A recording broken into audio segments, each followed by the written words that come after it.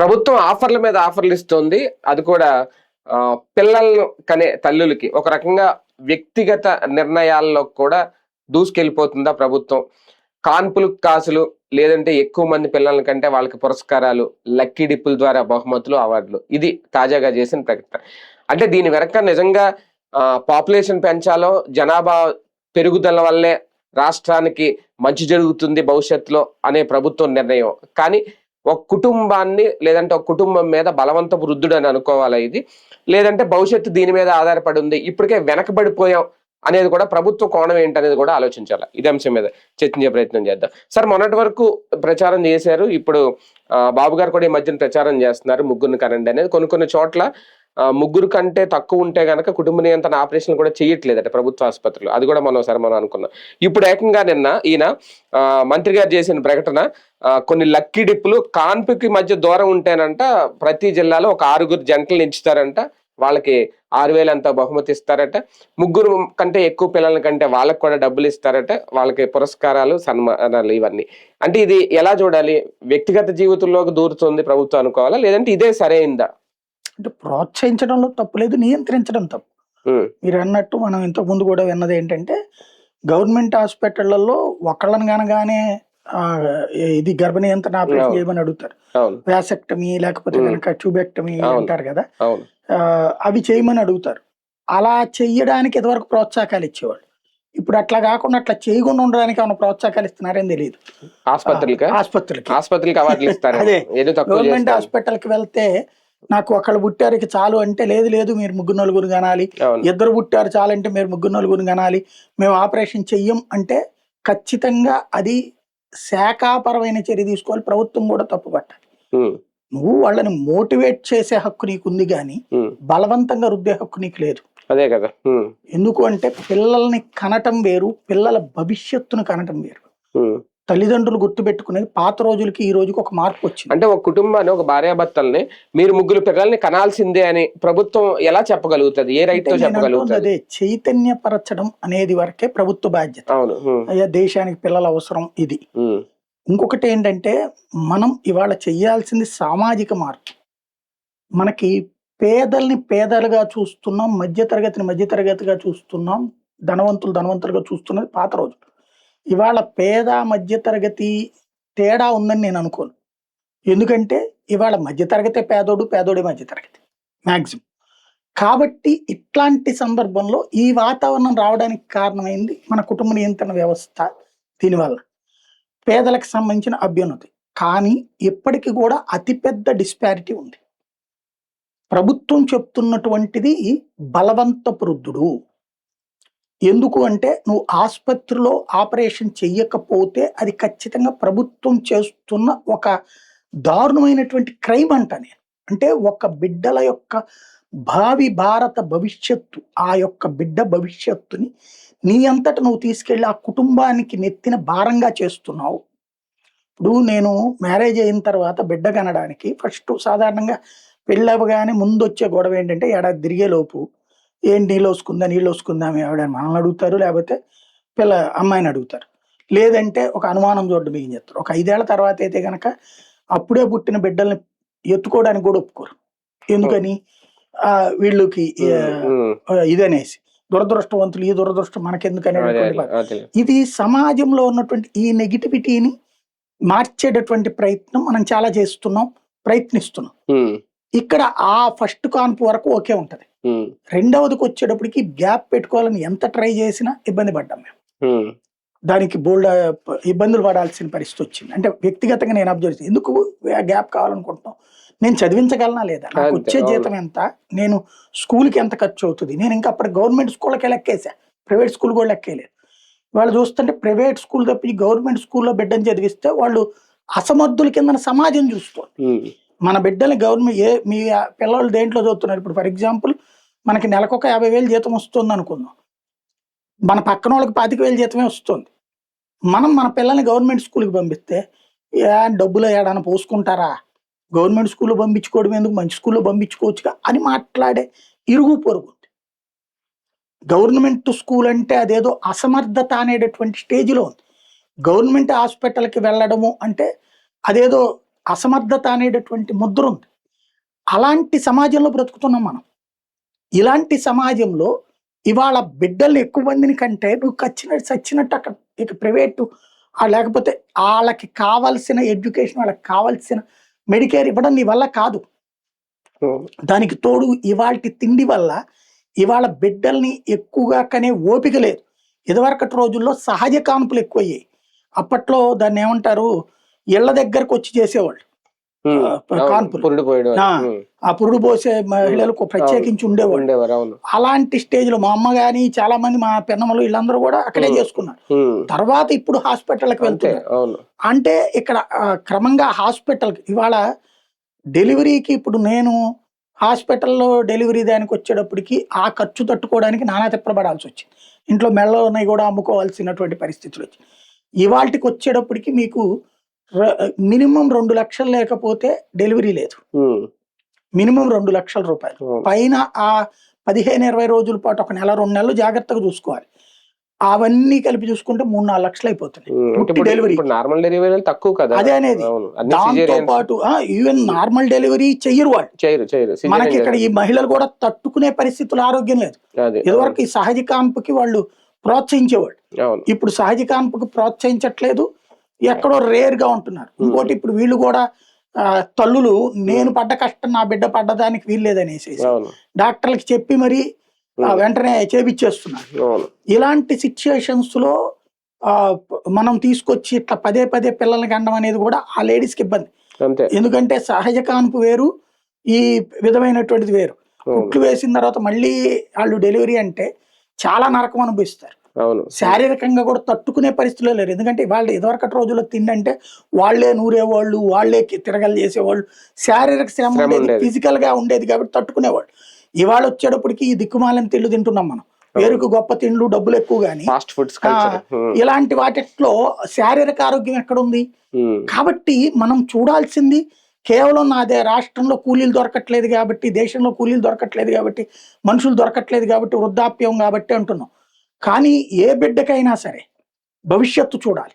మనం ఇప్పుడు బాబు గారు బిడ్డని ఒకళ్ళనే చూసుకున్నారా? బాబు గారు బిడ్డ ఒకళ్ళే కదా. ఎందుకని? బిడ్డ భవిష్యత్తును దృష్టిలో పెట్టుకుని. ఈవెన్ జగన్ గారికి 2 పిల్లలే కదా. ఇట్లా ఎవరికాళ్ళు ఒకళ్ళు లేదా 2 అంతకు మించి కనగలుగుతాం, ఎలాగోలా పోషించగలుగుతాం. కానీ ఎలాగోలా పోషించినప్పుడు ఆ స్ట్రేచర్ ఇవ్వలేకపోతున్నాం మనం, ఆ స్థాయి ఇవ్వలేకపోతున్నాం. అప్పుడు మనం వెళ్ళని పోనీ సరిగ్గా చూడగలుగుతామా? నువ్వు చెప్పగలవా? హామీ ఇవ్వగలవా? అదే కదా. ఇవాళ ఒక పేదింటి కుటుంబానికి నువ్వు వెళ్ళి పెన్షన్ ఇచ్చి వస్తున్నావు. ఆ పెన్షన్ ఇచ్చినప్పుడు ఆ కుటుంబాన్ని చూపెడుతున్నావు అంటే ఆ స్థాయి బతుకులు ఎక్కువ అవుతాయి. ఆ స్థాయి బతుకులకి ఎందుకు నువ్వు ప్రోత్సహిస్తున్నావు? అంటే ఒక కుటుంబం యొక్క ఆర్థిక స్తోమత అనేది ఆ కుటుంబ యజమాని డిసైడ్ చేసుకుంటాడు. దాన్ని బట్టి పిల్లల కన్నా ఏం చేసిన వీళ్ళు ఇచ్చే పరిహారాలు గానీ, ఇప్పుడు వీళ్ళు ఇచ్చే ఈ లక్కీ డిప్పుల ద్వారా ఇచ్చే ఈ బహుమతులు గానీ ఒక పిల్లోడికి అన్న తర్వాత ఎంతవరకు అవి వాడి ఎదుగుదలకు ఉపయోగపడతాయి? మహా అయితే 1 నెల 2 నెలలు, లేదంటే ఆ సంవత్సరం ఏమో, అంతే కదా. అంటే నేను అనేది అదే బేసిక్ గా ఏంటంటే మిడిల్ క్లాస్ అట్లా ఒప్పుకోదని తెలుసు ప్రభుత్వానికి. ఈ 50,000 40,000 ఈ ఆశ చూపెడుతుంది పేదోడి మీదన వీళ్ళ ప్రతాపం. పేదవాడి దగ్గరనే ఈ కాన్పులు ఇదంతా, హాస్పిటళ్లలో ట్రీట్మెంట్లు, ఇదే వాళ్ళకి ఆపరేషన్ చేయకపోవడం అయినా, లేదంటే గనక ఈ డబ్బులు ఇస్తానంటుంది కూడా ఆశపడేది పేదవాళ్ళు. 30,000 40,000 కోసం మధ్యతరగతి కుటుంబం ఎందుకు ఆశపడుతుంది? కాబట్టి పేదవాళ్ళనే మరింత కొత్త పేదరికాన్ని పెంచుతున్నాం మనం. పేదరికం ఉన్నటువంటి వాడు వాళ్ళు ఎంతమందిని పోషించగలడో అడిగి తెలుసు. వాడు ఇప్పుడు ఆ బీచ్ షాట్స్ తో సహా మందు వచ్చాక వచ్చి తాగి తందనాలు ఆడతాయి. ఇప్పుడు పేదల్లో భార్య భర్త 2 కష్టపడితే కడుపు నిండా బిడ్డలకు అన్నం పెట్టగలిగే పరిస్థితుల్లో ఉన్నారు. ఈ రాబోయేటటువంటి రోజులు ఇంకా పెరుగుతుంది, భారమే తప్పించి తగ్గేది లేదు. కానీ ఆ పేదవాడి ఆశ ఒకేసారి 30,000 40,000 వస్తుందంటే వాళ్ళ ఆశని ఆడుకుంటున్నారు. ఇంకొకటి సార్, పొలిటికల్ ఆస్పెక్ట్ లో చూసుకుంటే నిజంగా ఆంధ్రప్రదేశ్ లో సడన్ గా జనాభా తగ్గిపోయిందా? ఇప్పుడు పాపులేషన్ పెరిగితే గానీ రాష్ట్రానికి భవిష్యత్తు లేదా? ఏ కోణం చూడాలి బాబు గారు? బాబు గారి ఉద్దేశాన్ని నేను తప్పుపట్టను. మామూలుగా ఏంటంటే ప్రపంచవ్యాప్త ఫినామినా 2.1 ఉండాలి, 2.1 రేషియోలో పెరగాలి. అప్పుడు ఆ దేశం సఫిషియంట్ రొటీన్ గా రన్ అవుతున్నాడు. ఇప్పుడు ఇండియానే 1.8 1.7 దగ్గర ఉంది. కేవలం 3 స్టేట్స్ లో మాత్రమే 2.1 2.3 2.4 దాకా ఉంది. బీహారు, ఉత్తరప్రదేశ్, బెంగాల్ లాంటి చోట్ల. మన మిగతా అన్నీ తక్కువే. మనకు ఆంధ్ర 1.5 అంటే చాలా దారుణంగా ఉంది. పెరుగుదలలో తరుగుదల నమోదైంది భారీగా. పెరుగుదలలో తరుగుదల పెరక్కపోవడం కాదు. 100కి 102 మంది అవ్వాల్సింది 100కి 101.5 అవుతున్నారు. అంటే 200 దగ్గరకు వస్తే 203, ఇదివరకు 204. ఇది క్రమంగా తగ్గుదల అనేది చాలా ప్రమాదకరం. ఇప్పటికే వృద్ధుల సంఖ్య పెరుగుతోంది. ఇప్పుడు నేనే ఆలోచిస్తాను, నేను ఇంకొక 10 ఏళ్ళు పోయేటప్పటికి నాకు ఓపిక తగ్గిపోతుంది. ఇప్పటికే మనం ఇదివరకటి రోజులతో పోల్చుకుంటే, ఇదివరకు నేను సిటీ కేబుల్లో పనిచేసినప్పుడు 36 అవర్స్ డ్యూటీ 12 అవర్స్ రెస్ట్ తీసుకున్న రోజులు ఉన్నాయి. లేదా టీవీ 9లో పనిచేసినప్పుడు వారం రోజుల పాటు ఊళ్ళో కనిపించకుండా తిరిగేసి వచ్చిన రోజులు ఉన్నాయి. అంటే ఆ మారుతి వ్యాన్లోనే బడి తిరిగేసేవాడు. అట్లా నెల రోజుల తరబడి తిరుగుతూ ఉండేవాళ్ళు. ఒకటయ్యి వచ్చేటప్పటికి మళ్ళీ ఇంకోటి, అట్లా పరుగులు పెడతానే వచ్చాం. ఇవాళ అంత ఓపిక ఉందా అంటే ఆ రోజు ఉన్నంత ఓపిక ఉండట్లేదు. అప్పుడున్నంత ఓపిక ఉండట్లేదు. ఓపిక తగ్గిపోతుంది. ఈ వృద్ధుల సంఖ్య పెరిగితే ఏమవుతుంది? యువతరం సంఖ్య తగ్గితే మానవ వనరుల కొరత ఏర్పడుతుంది. ఇప్పటికే ఇవాళ మన దగ్గర బెంగాల్ వాళ్ళు, బీహార్ వాళ్ళు, ఛత్తీస్గఢ్ వాళ్ళు లేకపోయేటప్పటికీ వ్యవసాయ పనులు ఇబ్బంది పడుతున్నాం, భవన నిర్మాణ పనులు ఇబ్బంది పడుతున్నాం, అమరావతి నిర్మాణం దగ్గర ఇబ్బంది పడుతున్నాం. చూస్తున్నాం కదా ఇదంతా కూడా. కాబట్టి ఎదురవుతున్న సమస్య కార్మికులు, కూలీలు వరకేనా? ఒకవేళ జనాభా తగ్గితే మనకు వచ్చే సమస్యలు ఇంకా ఇతర దాంట్లో కూడా సమస్యలు వస్తాయి, అన్ని వస్తాయి. అంటే ఇప్పుడు నీ దగ్గర అంటే ఇప్పుడు ఓటింగ్ గానీ, ఇప్పుడు అంటే పొలిటికల్ ఆస్పెక్ట్ లో చూసుకుంటే ఎక్కువగా ఓట్లు తగ్గిపోతున్నాయి. లేదంటే నియోజకవర్గాల్లో రేపొద్దున పునర్విభజన జరిగిన ఎక్కువ కావాలన్నా పాపులేషన్ ఎక్కువ ఉండాలి భవిష్యత్తులో, అందుకని ఇప్పటి నుంచే ఒక బాట వేస్తున్నారు. దానికోసం చేస్తున్నారని నేను అనుకోను. ఈయనకి ఇంకేంటి, ఇంకొక టర్మ్ చేస్తారు గట్టిగా అయితే, వీళ్ళ అబ్బాయి చేసుకుంటాడు, తర్వాత వీళ్ళ మనవడి కోసం ఈయన ప్లాన్ చేస్తాడు. అంటే ఈయన మారుతాడు కానీ పార్టీ అయితే ఉంటది కదా కంటిన్యూగా రాజకీయాల్లో. దానికోసం చేసేది కాదు. పెద్ద మనిషి పెద్దరికంగా చేస్తున్నాడు. పెద్ద ఆయన కదా, కాస్త పెద్దోళ్ళు మాట్లాడితే కొంచెం వాల్యూ ఉంటది. ఇప్పుడు మోడీ మాట్లాడితేనో చంద్రబాబు మాట్లాడితే వాల్యూ ఉంటది అందులో. కాకపోతే ఏంటంటే వాస్తవికతకి దూరంగా ఉన్నాం. నేను అనేది ఏంటంటే ఎడ్యుకేషన్ సిస్టమ్ అన్నటువంటిది, మెడికల్ సిస్టమ్ అన్నటువంటిది మనం ఎప్పుడైతే కార్పొరేటైజ్ చేశామో భవిష్యత్తును మనం తీసుకెళ్లి వాళ్ళ చేతిలో, పేదవాడి చేతిలో భారం పెట్టాం. ఇప్పుడు కనీసం ఆ ఫీజు రియంబర్స్మెంట్ ఆరోగ్యశ్రీ కూడా నరకం అవుతుంది. అది కూడా రేపు లేకపోతే కనుక రేపు జీవితాలు ఏముండవు, పుట్టిపోవడాలు. అప్పుడు వీళ్ళందరి పిల్లలు కానీ ఏం చేయాలి, రేపు వాళ్ళు ఎలా పెంచాలి, వాళ్ళ వైద్య ఖర్చులు ఏంటి? ఇదివరకటి రోజుల్లో ఇప్పుడు మా నాన్న తరపున 14 మందో 15 మందో పుడితే 10 మంది బతికారు. 10 మంది పెదనాన్న ప్లస్ మా బాబాయిలు. నాన్న తరపున అబ్బాయిలు 5గురు, అమ్మాయిలు 5గురు, 10 మంది. అమ్మ తరపున దాదాపు 13 మందో 14 మందో పుడితే 8 మంది బతికారు, 9 మంది. ఇప్పుడు 8 మంది ఉన్నారు. ఇది ఎట్లా లెక్క చూస్తాం? ఆ రోజుల్లో అంతమంది ఎందుకు చచ్చిపోయేవాళ్ళు? సరైన వైద్యం లేక. అలాగే వాళ్ళ విద్యలు చాలా నార్మల్ ఆ రోజున. మళ్ళీ ఆ స్టేజ్ వస్తుంది. అది రాకుండా ఇప్పుడు ఈయన అనేది ఒక ఆస్పెక్ట్ మంచిది. ప్రపంచం అంతా వాళ్ళ మన వాళ్ళు పనిచేస్తున్నారంటే ఇక్కడ చదువుకుని వెళ్ళారు కాబట్టి ఇంటలెక్చువల్ గా అవుతుందని. అలా రావాలంటే గవర్నమెంట్ అడ్మినిస్ట్రేటివ్ సిస్టమ్ మారాలి. గవర్నమెంట్ స్కూళ్ళు మారాలా, గవర్నమెంట్ హాస్పిటల్ మారాలా. అక్కడ మనకి అంటే విదేశాల్లో ఉన్న లక్కీ ఏంటి, మెడికల్కి ఎడ్యుకేషన్ వాళ్ళ జేబులో డబ్బులు ఎక్కర్లా. అమెరికాలో $5,000 వస్తే బతికేస్తాడు. అంటే మన లెక్కన మన $5,000. అంతే కదా. $5,000 లెక్కను చూస్తే ఎక్కువ అవ్వచ్చు. వాడి దేశంలో వాడికి $5,000. అంతే కదా.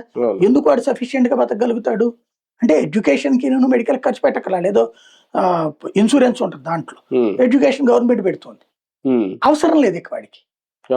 అలాంటిది ఇక్కడ తేగలిగినప్పుడు ఇట్లాంటి ప్రోత్సాహకాల వల్ల ప్రజలు ప్రయోజనం పొందారు, ప్రభుత్వం ప్రయోజనం పొందారు, భవిష్యత్తు బాగుంటుంది. కానీ నిజంగా వీటి వల్ల ప్రజల్లో మార్పు వస్తుందా ఆలోచిస్తారా? చాలా నేను విన్నది చాలా ఏరియాల్లో లేబర్ లో కంటున్నారట, కాన్పులు విపరీతంగా ఉంటున్నాయట. అంటే ఇది అంత భారీ రిలీఫ్ ఏం కాదు కదా వీళ్ళు ఇచ్చే. 40,000-50,000 అంటే ఏంటండి పేదోడికి? 30,000, 40,000, 50,000 పెట్టారు. 30,000 అట. మరి అది మంచి ఆఫర్ కదా. 30,000 అంటే ఏమైనా ఆషామాషినా? అంటే తర్వాత వాళ్ళ భవిష్యత్తు 30,000 ఏమో సరిపోదు కదా. నారు పోసిన నీరు పోయడం అనుకుంటారు. కానీ పాపులేషన్ అయితే పెరగాల్సిన అవసరం అయితే ఉంది. రైట్, చూద్దాం. నిజంగా ప్రభుత్వం అయితే మరి నిర్ణయం తీసుకుంది. ఇప్పటికే నిన్న ఆయన మంత్రి సత్యకుమార్ యాదవ్ కూడా ప్రకటన చేశారు. అంతేకాదు కుటుంబ నియంత్రణ ఆపరేషన్కి సంబంధించి ఆసుపత్రిలో వాళ్ళకు కూడా ప్రోత్సాహకాలట, ప్రభుత్వ ఆసుపత్రిలో కూడా. నిజంగా ఎంతవరకు ఇది సక్సెస్ అవుద్ది, ప్రజలు యాక్సెప్ట్ చేస్తారా, పిల్లల్ని కనడం అనేది పెరుగుద్దా? చూద్దాం.